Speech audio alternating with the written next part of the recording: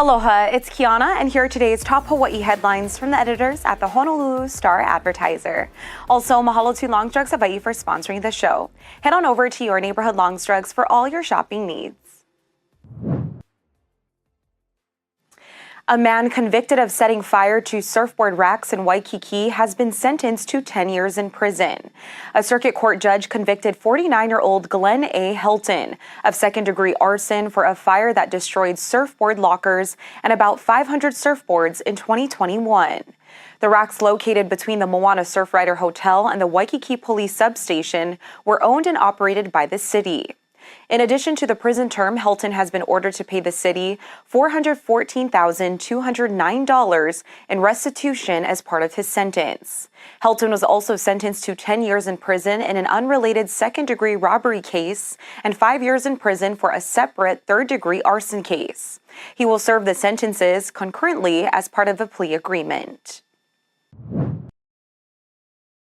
Republican Representative George Santos was scolded by Senator Mitt Romney on Tuesday for seating himself in a prime location for President Joe Biden's State of the Union address. Santos took a seat at the center aisle, a prime location to see and be seen as arrivals entered the chamber. Upon seeing Santos, Romney told him, quote, "You don't belong here," setting up an exchange of words. Romney later said Santos should not be in Congress. The public lashing was unusual for the reserved Romney, but it highlights the discomfort Santos is causing among traditional conservatives. Though Santos's win in New York helped deliver a slim House majority for the GOP, his arrival has been a problem for the Republicans. He has acknowledged to fabricating parts of his education, work experience, and life history, and is facing potential investigations in Congress and beyond. A 51-year-old woman was physically assaulted and shocked by a stun gun in a robbery at a business in Waipahu. Police said that two men entered a business in the 94-200 block of Hanawai Circle at about 2:20 Tuesday afternoon. Brandishing a handgun and a stun gun, they demanded money from the woman. The pair assaulted and shocked the woman with the stun gun before fleeing the scene in a dark-colored sedan. Honolulu Emergency Medical Services personnel treated the woman for bumps, bruises, and abrasions to her face, legs, and chest. Police have opened a first-degree robbery investigation, but no arrests had been made as of this morning. The Hawaii Department of Health today reported 8 new coronavirus-related deaths and 738 new infections over the past week. Hawaii's COVID-19 death toll has reached 1,805, and health officials have recorded a total of 378,481 cases since the start of the pandemic.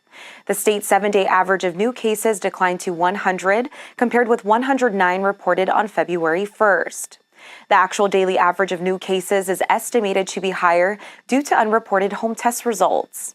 The state's average positivity rate increased from 4.7% last week to 5% this week. There were 7.1 cases per 100,000 people, down from 7.7 cases last week. By island, there were 507 cases reported on Oahu, 90 on Hawaii Island, 69 on Maui, 69 on Kauai, and 1 on Lanai. 2 more infections were reported outside the state. The health department said that 78.5% of Hawaii's population has completed the primary series of COVID vaccinations. 25.3% of those eligible have received the bivalent booster. Buffalo Bills safety Damar Hamlin was in Phoenix today to receive the NFLPA's Alan Page Community Award. The Super Bowl week appearance comes a little over a month after Hamlin went into cardiac arrest and needed to be resuscitated during a game in Cincinnati. Hamlin was one of 5 finalists for the Alan Page Award, which recognizes one player who goes above and beyond to perform community service in his team city or hometown. Before he entered the NFL draft, Hamlin started the Chasing M's Foundation with a humble goal of raising $2,500 to buy toys for needy children. The fundraiser stood at under $3,000 in December, but it got an unexpected boost in GoFundMe donations after Hamlin's injury. Fans, supporters, and fellow players chipped in with contributions ranging from a few dollars to thousands. Chasing M's has since raised more than $9 million. For more on these stories and all the latest headlines, subscribe to the Honolulu Star-Advertiser. Visit Hawaii's top source for breaking news online at staradvertiser.com and download the Star-Advertiser mobile app. Mahalo, have a great day, and we'll see you back here tomorrow.